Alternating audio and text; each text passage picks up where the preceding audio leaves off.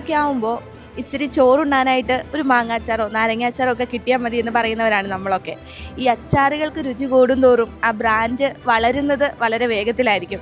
അത്തരത്തിൽ രുചി കൊണ്ടും അതിൻ്റെ ഗുണമേന്മ കൊണ്ടും ഇന്ന് വളർന്ന് വളരെ വലിയൊരു പിക്കിൾ ബ്രാൻഡായിട്ട് മാറിയേക്കുന്ന ഒരു സംരംഭകയാണ് നമ്മൾ പരിചയപ്പെടുന്നത്. നമുക്ക് പരിചയപ്പെടാം. ആൻറ്റി ഒന്ന് പരിചയപ്പെടുത്താമോ? പേര്, സ്ഥലം തുടങ്ങി.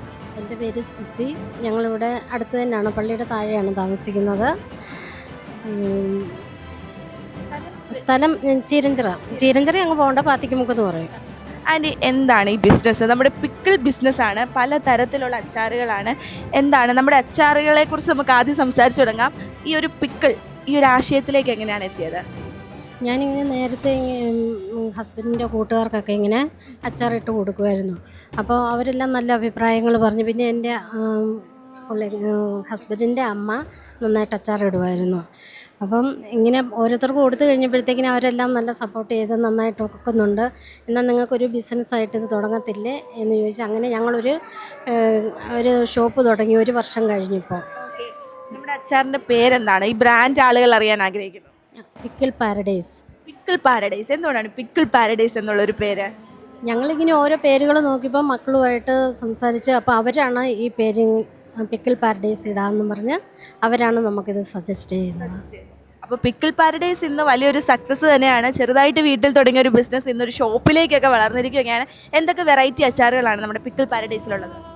നമുക്ക് ഉണക്കമുന്തിരിയുണ്ട്, പിന്നെ ഡ്രൈ മാംഗോ ഉണ്ട്, പാവയ്ക്ക ഉണങ്ങിയത്, പിന്നെ ഈ നോയമ്പ് കാലത്തേക്കും ഞാൻ ഇഞ്ചിക്കറി പ്രത്യേകം ചെയ്യുന്നുണ്ട്. ഒത്തിരി പേരത് നമ്മളോട് ആവശ്യപ്പെടുന്നുണ്ട്. പിന്നെ കല്ലുമ്മക്കായുണ്ട്, ബീഫുണ്ട്, മീൻ, എല്ലാ ഐറ്റങ്ങളും തന്നെ നമ്മളിടുന്നുണ്ട്. വെജിറ്റബിളും ഇടുന്നുണ്ട്. അതായത് ഈ ഭൂമിയിൽ അച്ചാറിടാൻ പറ്റുന്ന എല്ലാം നമ്മുടെ പിക്കിൾ പാരഡൈസിൽ നമുക്ക് കിട്ടും എന്നുള്ളതാണ് ചേച്ചി പറയുന്നത്. ചേച്ചി, ഈ ഒരു ബിസിനസ്സിൽ അല്ലെങ്കിൽ ഈ പിക്കിൾ പാരഡൈസ് എന്ന ബ്രാൻഡിൻ്റെ പ്രത്യേകത എന്താണ്? നമ്മുടെ അച്ചാറിൻ്റെ ഒരു സ്പെഷ്യാലിറ്റി ആയിട്ട് നമുക്ക് പറയാൻ പറ്റുന്നത് എന്താണ്? ഇത് കൊണ്ടുപോകുന്ന ആൾക്കാർ നല്ല അഭിപ്രായങ്ങൾ പറയുന്നുണ്ട്. അപ്പോൾ അതാണ് നമുക്ക് ഏറ്റവും സന്തോഷം തരുന്നത്. നമ്മുടെ അച്ചാറിന് എന്തെങ്കിലും സ്പെഷ്യൽ കൂട്ടുകളൊക്കെ ഉണ്ടോ? പുറത്ത് പറയാൻ പറ്റുമോ?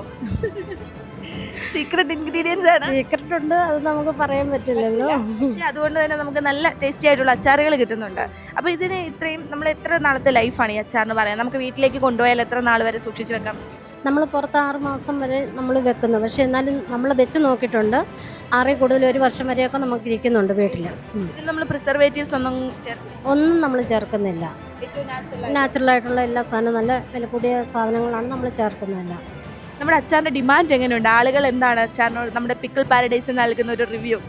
എല്ലാവരും നല്ല അഭിപ്രായമാണ് പറയുന്നത്. എല്ലാവർക്കും ഇഷ്ടപ്പെടുന്നുണ്ട്.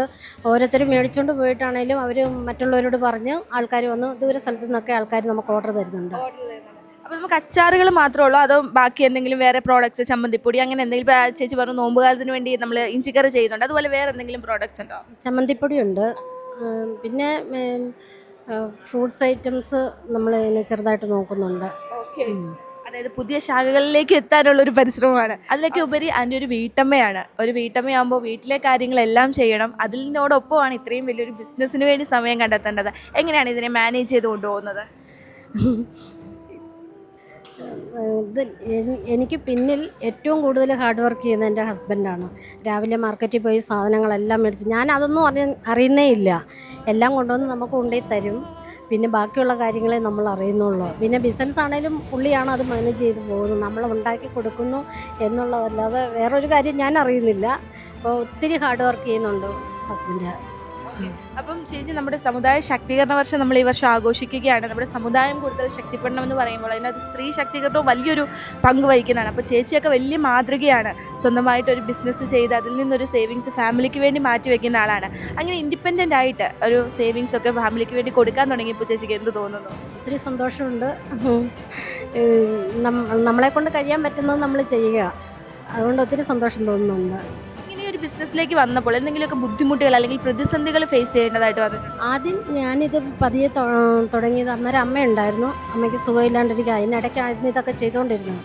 അമ്മ മരിച്ചിട്ട് ഇപ്പോൾ 1 വർഷം കഴിഞ്ഞു. അത് കഴിഞ്ഞാണ് ഞങ്ങളിപ്പോൾ ഒരു ഷോപ്പ് തുടങ്ങിയത് തന്നെ. ചെറുതായിട്ടുള്ളൊരു ബിസിനസ്സായിരുന്നു, അതിപ്പോൾ വൈഡായിട്ട് പോകുന്നു. പിന്നെ എല്ലാത്തിനും കൂടെ കട്ട സപ്പോർട്ടായിട്ട് ഭർത്താവ് കൂടെയുണ്ട്. മക്കളും നല്ല സപ്പോർട്ടാണ്.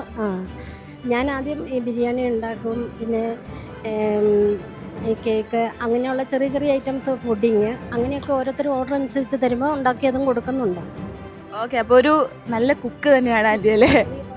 ഭക്ഷണം ഉണ്ടാക്കുന്നത് ഭയങ്കര ഇഷ്ടമാണ്. പാചകത്തിനോട് ഭയങ്കര ഇഷ്ടമാണ്. എന്ത് കണ്ടാലും ഞാനത് ട്രൈ ചെയ്യും ഉണ്ടാക്കുന്നത്. ഓക്കെ, അപ്പോൾ ആൻറ്റി ഇതുപോലെ ശക്തമായിട്ട് അല്ലെങ്കിൽ കുറച്ചുകൂടെ പവർഫുൾ ആവണം അല്ലെങ്കിൽ ഇൻഡിപെൻഡൻ്റ് ആവണം, എനിക്കും എന്തെങ്കിലുമൊക്കെ ചെയ്യണമെന്ന ആഗ്രഹമുള്ള വിമൻസിനോട് എന്താണ് ആൻറ്റിക്ക് പറയാനുള്ളത്?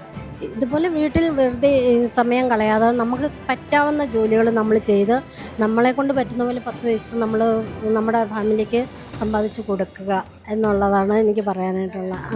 അപ്പോൾ എന്താണെങ്കിലും ഈ ഒരു അച്ചാർ നമ്മുടെ പിക്കിൾ പാരഡൈസ് വലിയൊരു സക്സസ് ആവുകയാണ്. രുചിയോടൊപ്പം തന്നെ സ്നേഹവും ചേർത്താണ് ആൻറ്റി ഈ ഒരു പിക്കിൾ നിങ്ങളിലേക്ക് എത്തിക്കുന്നത്. അപ്പോൾ ഈ ഒരു സക്സസ് ഇനിയും ഒരുപാട് മുന്നിലേക്ക് പോകട്ടെ എന്ന് ആശംസിക്കുകയാണ്. എല്ലാവിധ ആശംസകളും.